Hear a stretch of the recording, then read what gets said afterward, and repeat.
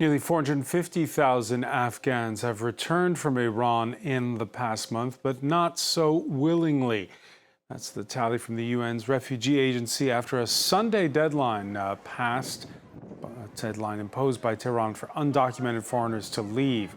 With already Pakistan forcibly repatriating Afghans, and despite the dire conditions in many parts back home, more than 1.4 million have returned or been forced to return to Afghanistan since the start of the year, says the United Nations High Commissioner for Refugees. Here's a clip from Herat province last Friday. Today, we've received close to 30,000 individuals returning from Iran into Afghanistan. This number is beyond our capacity. This number is beyond our preparedness planning. 25% of all returns are children, and these are children that need our support. But more importantly for us is the proportion of unaccompanied and separated children in the midst. For more, let's cross to Copenhagen. Franco-Afghan journalist Mortaza Behboudi is author in French of Women, Life, Freedom, a reporter infiltrated in the heart of the Iranian uprising. Thanks for being with us here on France 24. Hello, thank you, François. First off, you had Pakistan sending back Afghans. Now you have Iranians. Is it the same story? Exactly, it's the same story because there's two governments, or Pakistani government or the Iranian government. They are looking put the blame on someone. Then this, like many times ago, Iran is right now is going through a very deep crisis, economic crisis. The many young people, they cannot find jobs, and the government is under the pressure after the war with Israel. And now they're looking, okay, well, who we are going to put the blame on? And they're Afghan refugees again and again. It's not the first time, was also the other times.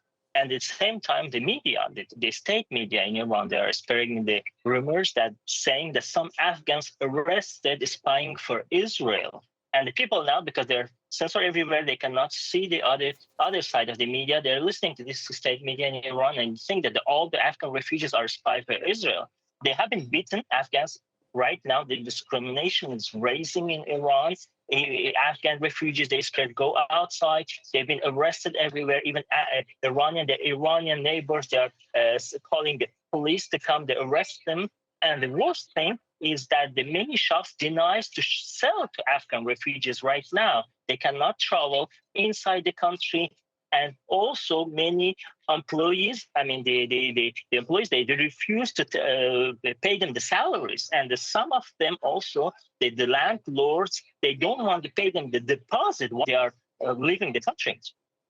We can hear some of the resentment from Afghans crossing back into Herat province. Let's hear a clip. One man explaining how his Iran experience has left a bitter taste. I have no desire at all ever to go back to Iran, because the way Iran treats all foreign nationals, especially our Afghan brothers, no other country does that. They say they're Afghanistan's neighbor, that they're an Islamic republic, but this isn't Islam. If they truly followed Islam, they wouldn't treat fellow Muslims like this. Okay, so he says there that he's got no desire to return to Iran. When he's going back to Afghanistan, what can he expect? François, first of all, these people, they are, the Iran is a Shia majority living there, Muslim Shia majority, and many Shia majority, the minority, mostly Hazaras people, they fled Afghanistan, seeking refuge in Iran, and they stayed there. They've been living for decades now. They have to leave. They don't have anything in Afghanistan, nothing left there. Many among them, thousands of women.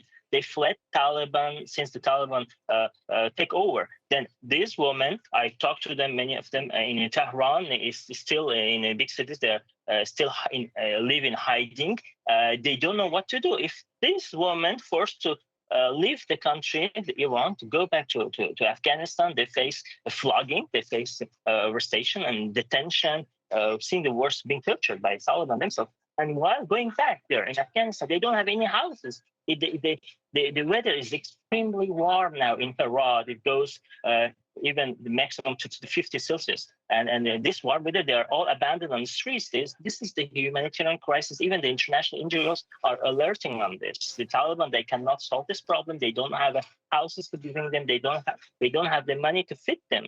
While they are living the crisis since they arrived to Afghanistan. Yeah, what do you do if you're an unaccompanied woman who has to return back to Afghanistan? What's the strategy?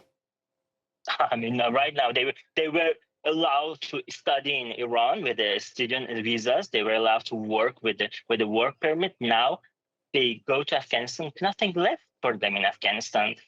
They've been forced to go back. Okay, now they cannot continue study. They cannot go to school. They cannot walk freely without a male guardian. And if they do so, if anyone, this woman, they grew up in Iran, they lived in Iran since 4 years.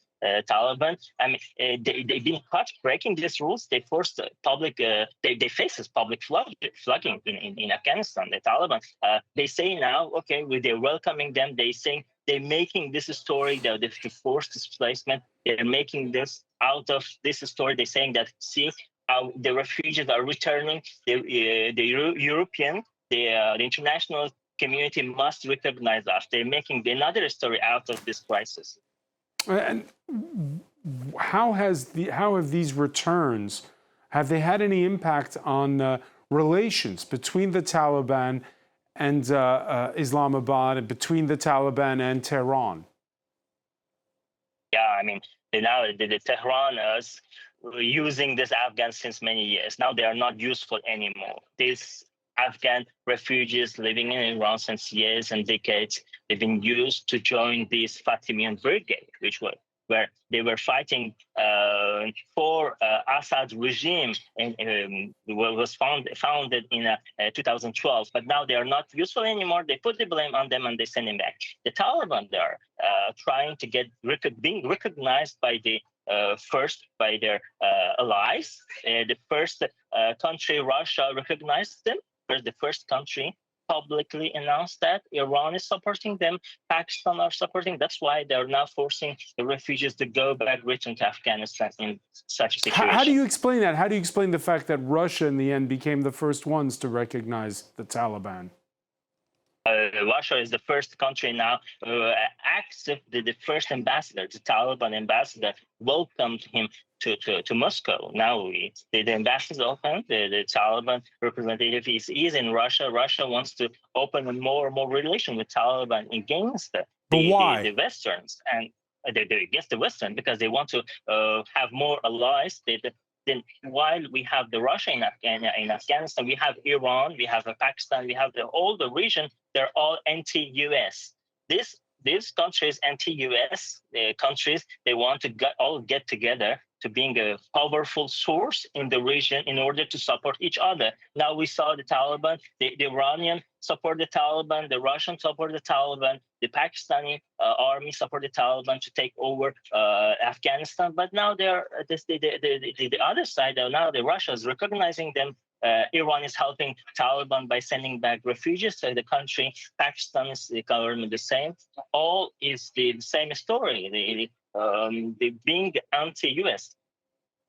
Let me ask you before we go, I want your reaction, Mortaza Behboudi, to the other story that we just covered there with that report, which is this 18-year-old Franco-German who has gone missing, had gone on a sort of cross-continental bicycle trip. Your thoughts on people still coming in, despite warnings not to go to Iran or Afghanistan, for that matter, on vacation. There are still people who want to come. I mean, the Iranian government or the Taliban government, both of them, they're inviting tourists to come. We have more and more Chinese tourists in Afghanistan. While with the insecurity, we saw that we experienced that 4 Spanish tourists been shot in Bamiyan city in Afghanistan during the Taliban regime a few years ago. In Iran is arresting more and more Western nationals. well, this arrest, we already have we have to think now today about the Cécile and the Jacques, the both French nationals are still kept held in the Iranian regime prisons, and the most severe one, the Evin. How do you explain it? How do you explain the fact that people like this 18-year-old still want to go on vacation there?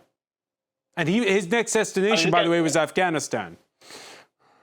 Yes, because the publicity from these countries, because there are many influencers. These countries are recruiting influencers, such the Taliban are doing the same thing. The YouTube, these young people, they watch YouTube, they watch social media, and this social media, we see women with a scarf traveling to Afghanistan. Nothing happened to her because she's Western, invited by Taliban themselves. In Iran, the same thing. The YouTubers, the influencers are invited by the Iranian regime. They're spreading the worst to see. Nothing is happening while we're saying that these countries are extremely dangerous for Western or for Americans, but still people going because of this publicity on the social media, and the influencers are doing that for these countries.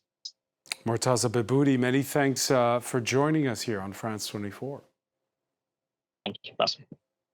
Stay with us. There's more to come, more news plus business, and in sports, spills aplenty in a very tense Stage 3 of the Tour de France. It finished with a truncated sprint, what with so many of the riders hitting the pavement. We'll tell you all about it.